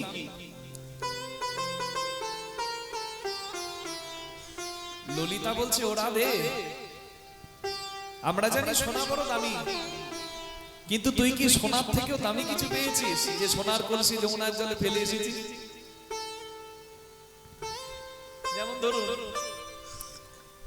আমার কাছে প্রথমে একটা রূপোর আংটি ছিল, ওই রূপোর আংটিটাই আমার কাছে খুব প্রিয় ছিল, প্রথম আংটি। এবার রূপোর আংটির পরে আমি একটা সোনার আংটি কিনলাম, তখন রূপোর আংটিটার কদর কমে গেল। আবার সোনার আংটির পরে যখন আমার একটা হীরের আংটি হলো, তখন ওই হীরের আংটিটার দিকে আমার মন চায়। সোনার কদর কমে গেল, আর রূপোর আংটিটা কোথায় যেন রেখে দিয়েছি আর মনেও নাই। অধিক মূল্যবান কেউ কিছু পেলে কম মূল্যবান বস্তু কদর বড় কমে যায়। রাধে, সোনার কলসি তুই যমুনায় ফেলে এসেছিস, সত্যি করে বলতো তুই কি সোনার থেকে অনেক দামি কিছু পেয়েছিস? রাধা রানী বলে, ললিতা ললিতা রে মরণ সখী রে,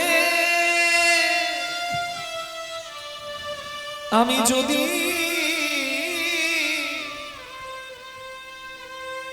যদিও যমুনায় সোনার কলসি ফেলে এলাম, কিন্তু তোদের তো অনুরাগের নয়ন আছে, তোর তো অনুরাগের নয়ন আছে, অনুরাগের নয়ন দিয়ে চেয়ে দেখ, একটা সোনার কলসি হারিয়ে এসেছি বটে, তবে একটা কলসি হারিয়ে আমি দুটি নয়ন কলসি ভরে এনেছি। সখী আমার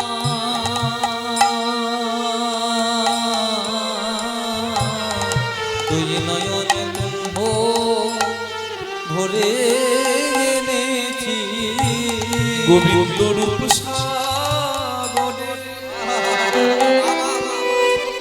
সখী ডুবাইয়ে, আমি দুই নয়ন কুম্ভ ভরে এনেছি, গোবিন্দ রূপী সাগরে। ললিতা রে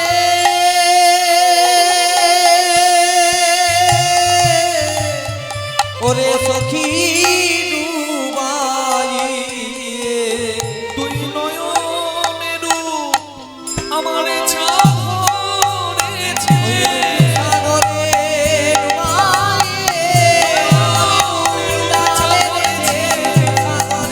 ডুবাইয়ে, যাহেছে সাগরে ডুবাইয়ে, তুই নয়ন কুম্ভ ভরে এনেছি। বাহ, তুই দুটো নয়ন কুম্ভ মানে নয়ন কলসি ভরে এনেছিস। হ্যাঁ, শাস্ত্রে বলা আছে মা, শ্রীকৃষ্ণের যত রূপ শোনো সনাতন, যে রূপের এক কণা ডোবাই ত্রিভুবন, সর্বপ্রাণী করে আকর্ষণ। যার রূপের এক কণা ত্রিভুবন ডোবাতে পারে, সেই রূপামৃত সাগরে তুই দুই কলসি রূপামৃত এনেছিস। বাহ, সেই অমৃত আমাদেরকেও পান করা। রাধা রানী বলছে, সখী দেখেছি আমার চোখ, আর সেই রূপের কথা বলবে আমার মুখ। তাই বলাটা ভুল হতে পারে। চোখ দেখেছে মুখ বলবে, তাই বলাটা ভুল হতে পারে। চোখের যদি বলার ক্ষমতা থাকতো তাহলে ঠিক বলতো। কোটি নেত্র নাহি দিল, সবে দিল সবে দিল দু তাহাতে পলক কৃষ্ণ, আমি কি দেখি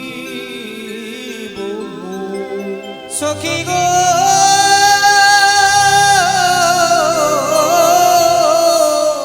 তাহাতে মোরে পলকে কৃষ্ণ কি দেখিব।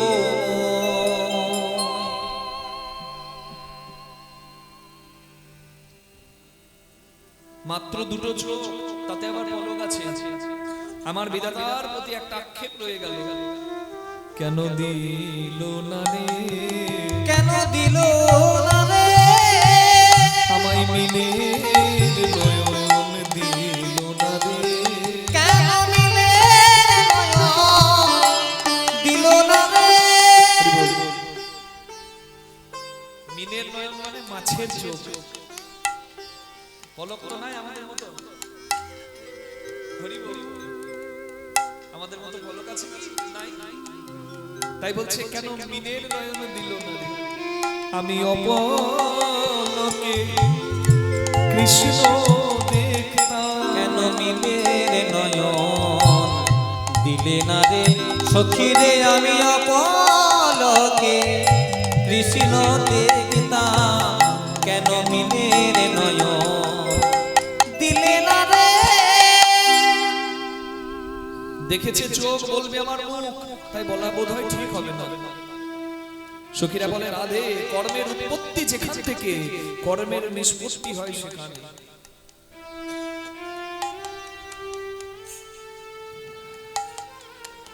আমি মালদায় কীর্তন করতে যাচ্ছি, গাড়ি নিয়ে যাচ্ছি, রাস্তার পাশে দেখছি খুব সুন্দর আম বাগান। আমি ড্রাইভার সাহেবকে বললাম গাড়িটা দাঁড় করাও। নিত্যানন্দের খামার যে যায় বলে আমার একটা বাড়ি, গাড়ি দাঁড় করিয়ে আম পাড়তে গেলাম। আম দেখলো আমার চোখ, নাকি মা? তো চোখ তো আর আমটা আনতে পারবে না, তাই গেল আমার হাত, আমটা পারলাম।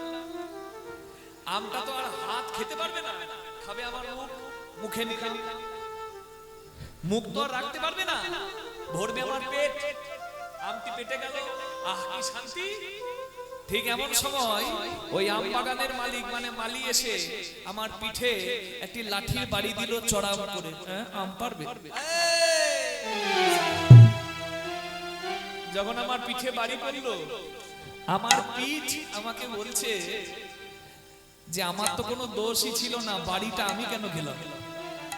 দেখেছে চোখ, এনেছে হাত, খেয়েছে মুখ, ভরেছে পেট, বাড়িটা আমার উপর কেন পড়ল? তখন আমি পিঠটাকে বললাম যে বাড়িটা পিঠে পড়লেও জলটা এলো কোথায়? যন্ত্রণার জ্বালার জলটা এলো কোথায়? চোখে। দেখেছিল কে? চোখ। জল এলো কোথায়? চোখে। কর্মের উৎপত্তি যেথায়, কর্মের নিষ্পত্তি হবে সেথায়। তাই রাধে, তুই প্রাণ করে বল,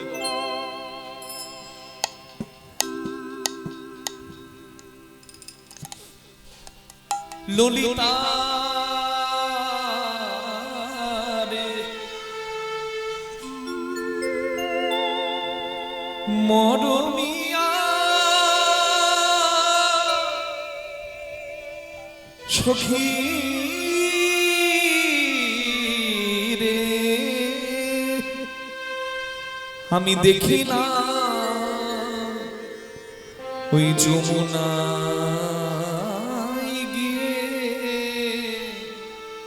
শ্যামের মুখমণ্ডল জিতে, যিনি শারদ সুধা অমুখমণ্ডল জিতে শারদ সুধা করো, তনু রুচি তরুণ তোমার সখী রে তনু রুচি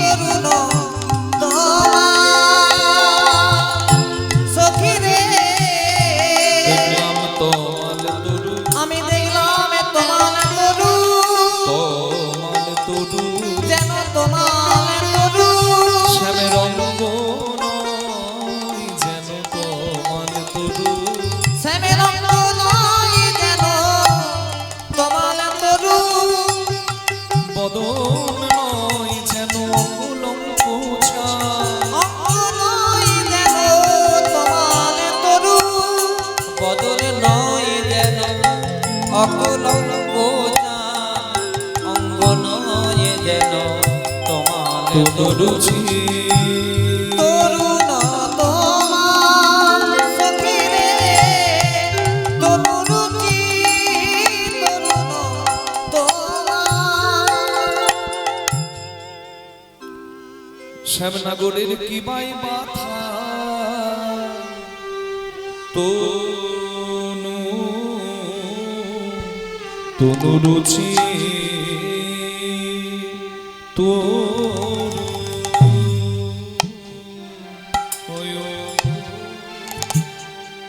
তনু তনু রুচি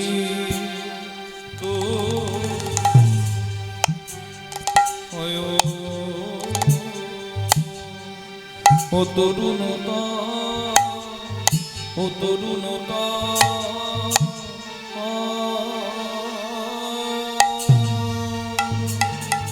তরুণতমা রে বিনোদিয়া শ্যামনগরে তনু রুচি তরু কি বলবো সখী রে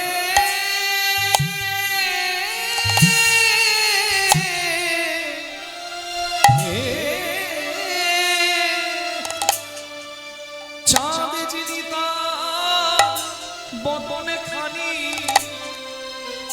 তমাল যিনি তার তনু খানি হঠাৎ দেখে আমার এই মনে হয়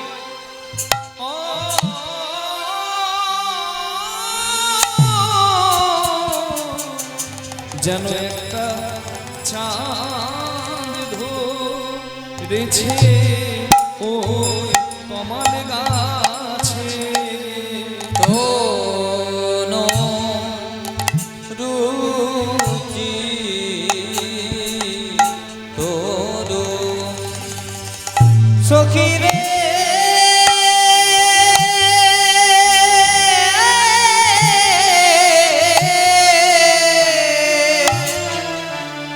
আমি বেরিয়ে সকালে গিয়েছিলাম কালিন্দির কুলে ওই সোনার কলসি ভাসালাম জলে সখীরে আমি জলি দিলাম তুলে ওই রূপে দেখে গো ওরে সখী রূপে দেখে গো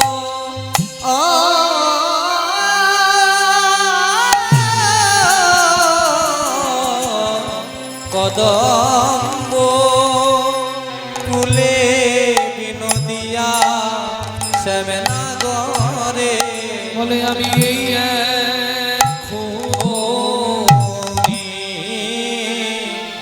দে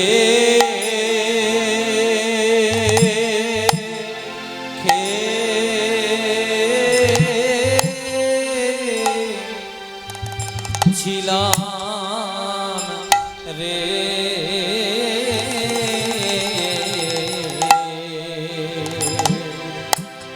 তোরা কেউ তো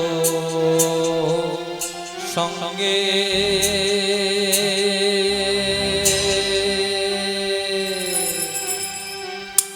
কেউ তো সঙ্গে ছিলি না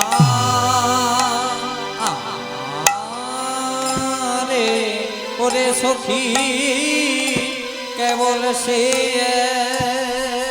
কায়া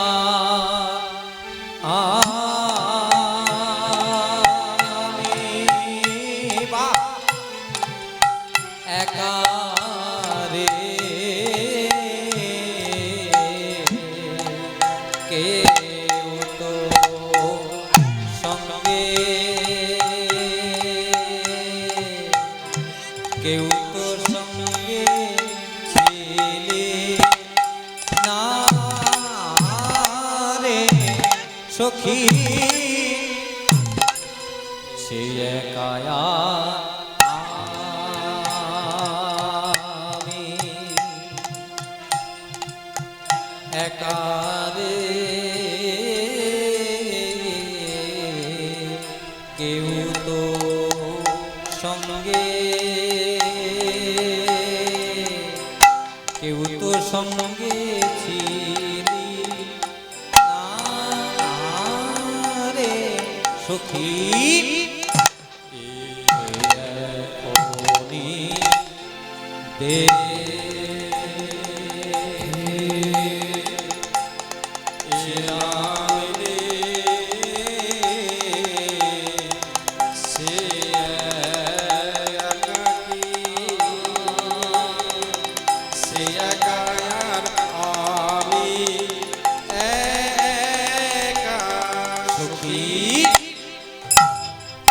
কেউ তো সঙ্গে ছিলি না রে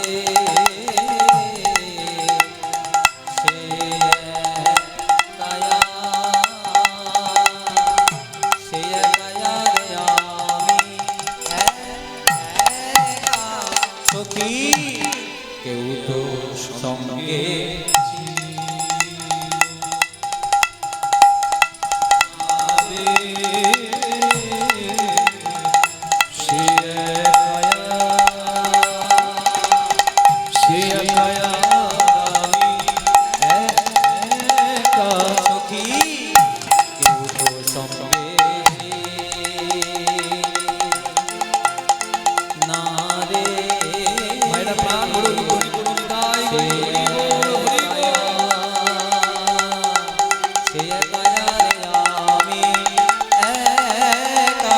সখী কেউ তো সঙ্গে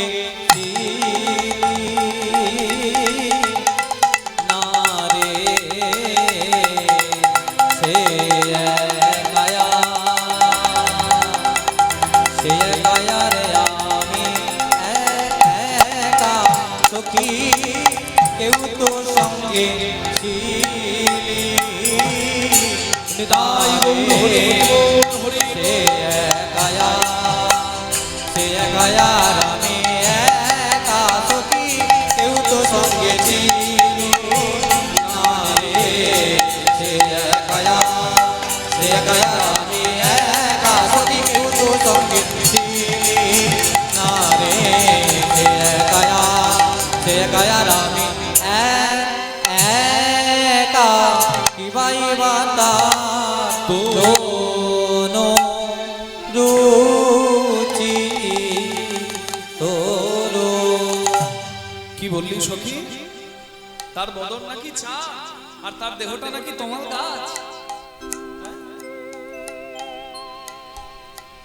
তা চাঁদ তো ওঠে তোমার গাছের উপরে, তুই তমাল তরুর তলে চাঁদ দেখলি? বলে হ্যাঁ এই চাঁদ, এই চাঁদ, এই চাঁদ হলো কৃষ্ণ চাঁদ। এই চাঁদের সঙ্গে ওই চাঁদেরও কোনো তুলনা হয় না। যদি তুলনা করতে যায় 6টি পার্থক্য দাঁড়ায়। নিষ্কলঙ্ক নিরাতঙ্ক পদ্মিনী প্রাণবল্লভ চতুষ্ষষ্টি কলহ কৃষ্ণ চন্দ্রভাতি সদা ভুবি হরি ওম হরি ওম হরি ওম হরি ওম। তো ধোঁয়া আসছে। ও আচ্ছা, আকাশের চাঁদের সঙ্গে কৃষ্ণ চাঁদের 6টি পার্থক্য আছে। তাই তুলনা তুলনা তুলনা তুলনা তুলনা সখী তুলনা তুলনা আমি কিসে দিব তুলনা তার তুলনা তুলনা আর কিসে দেব তুলনা তুলনা তুলনা আমার শ্যাম চাঁদের তুলনা তুলনা তুলনা আমার শ্যামে চাঁদের তুলনা তুলনা তুলনা ললিতা বলছে সখী তুই কৃষ্ণ ভালোবাসিস, তোর মুখে কৃষ্ণের গুণের কথাই আমরা শুনবো, এটা তো স্বাভাবিক কথা, কিন্তু আকাশের চাঁদের থেকেও তোর গোবিন্দ চাঁদ বেশি সুন্দর, মহিমাপূর্ণ, তা কি করে হয়? বলে শুনবি? আমি বলবো ছটি পার্থক্য চাঁদের সঙ্গে কৃষ্ণ চাঁদের। মায়েরা আপনারা একটু প্রাণ ভরে শুনে মনে রেখে দেবেন।